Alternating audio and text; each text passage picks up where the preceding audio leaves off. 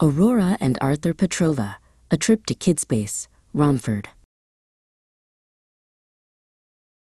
At 33 Falmouth Road, where the Petrovas reside, since 2017, they have lived here with pride. They moved from Great Baddow to this Springfield street, where cultures and neighbors and friendships all meet. Petar is 47, with short hair so neat, his blue-rimmed glasses make his look quite complete. Dobro utro, he calls. As the morning is bright, his Bulgarian greeting is a source of delight. Maria is 41, with hair black and long. Parted right, she is cheerful and resilient and strong. She wears orange clothes to conceal and to hide the marks on her skin from a hot, boiling tide. When she was a toddler, she accidentally leaned, and a kettle of water caused a scar to be gleaned.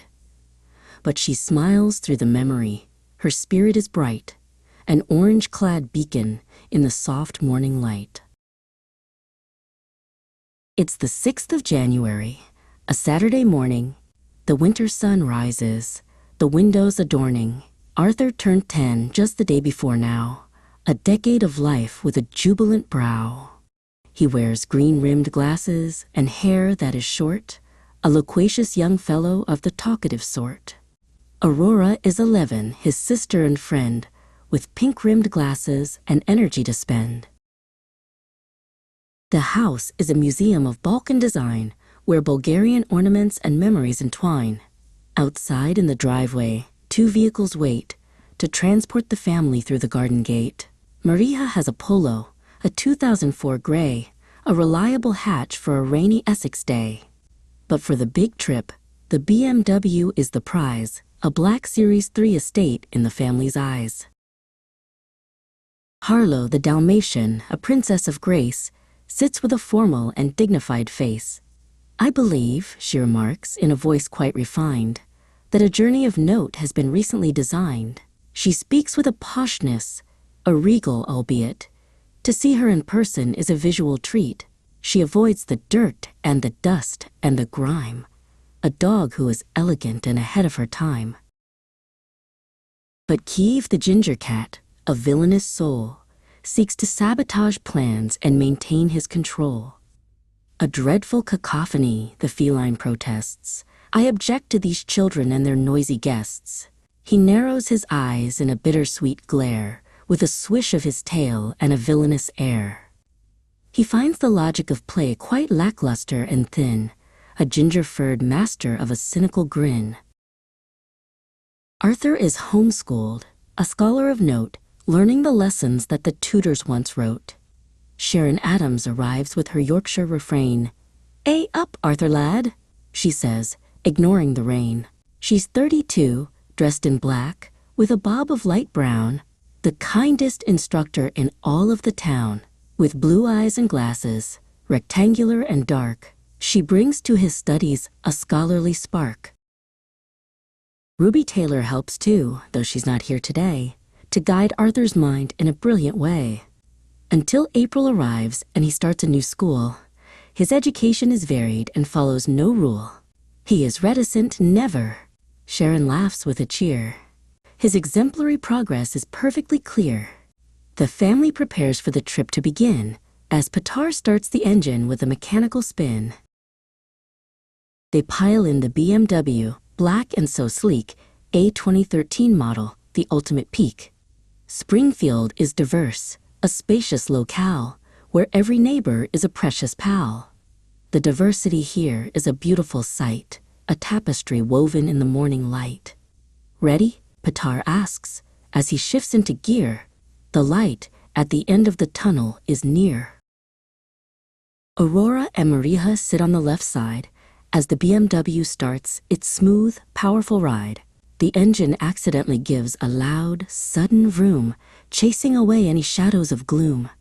They head toward Romford, through Essex so green, in the most comfortable car that the children have seen. The journey is 45 minutes or so, as over the hills and the roundabouts they go. They play I Spy as the miles pass them by, underneath the gray vault of a cold winter sky. I spy with my little eye Aurora begins. Something that's alien and has many fins. It's a hubcap, cries Arthur. I knew it was that. As Kiev stays home, a reticent cat, the sibilant hiss of the tires on the road, carries the family and their happy load. Next is Simon Says, which Petar commands. Simon says, wave both your holiday hands. They giggle and cheer as they reach Romford town, where the diversity wears a magnificent crown. People from everywhere walk on the street, a cacophony of voices and rhythmic feet. The town is a hub, vibrant and fast, a place where the memories are certain to last. Kidspace is reached. It's a temple of fun, where the ecstatic birthday has truly begun. Sharon's Yorkshire, A up, echoes still in their mind, as they leave the black BMW parked and behind. They enter the building, a colorful maze that sets the young Petrova senses ablaze. The air is thick with the scent of delight. A marred reputation is nowhere in sight. For 2 whole hours they run and they leap, into ball pits so wide and into nets that are steep.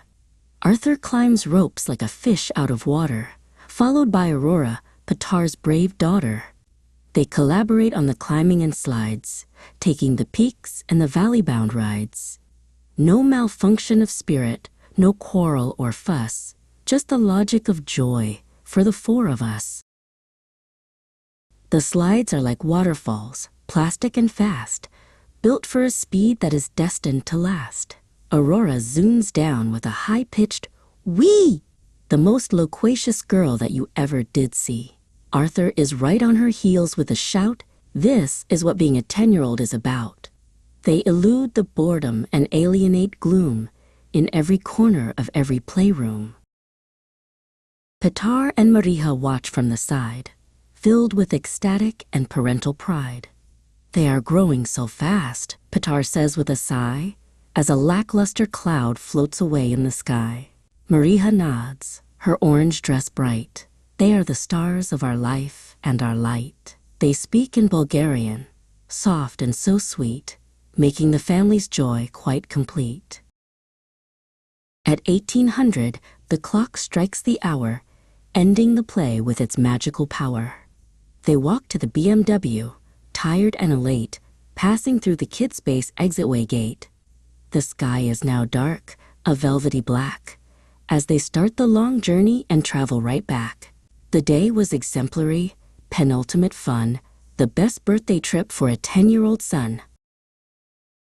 Don't forget, Arthur says as they drive through the dark, the pirate-themed party at the local park, with Bambo Olumide and Jesse as well, and Joshua Uera. It's going to be swell. His autistic friends will all join the crew to sail on a ship that is shiny and new. The thought of the party exacerbates glee. I'll be the captain, he shouts out with free.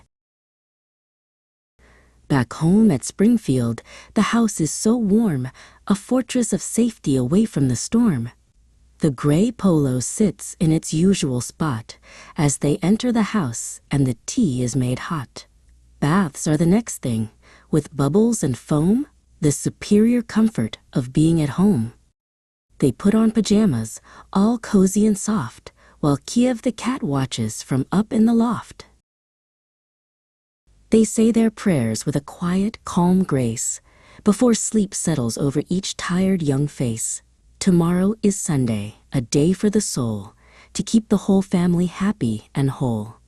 The Bridge Church in Harlow is where they will go, through the cold Essex wind and the wintry snow. The day ends in peace, with a love that is true, for Petar, Mariha, and their children too.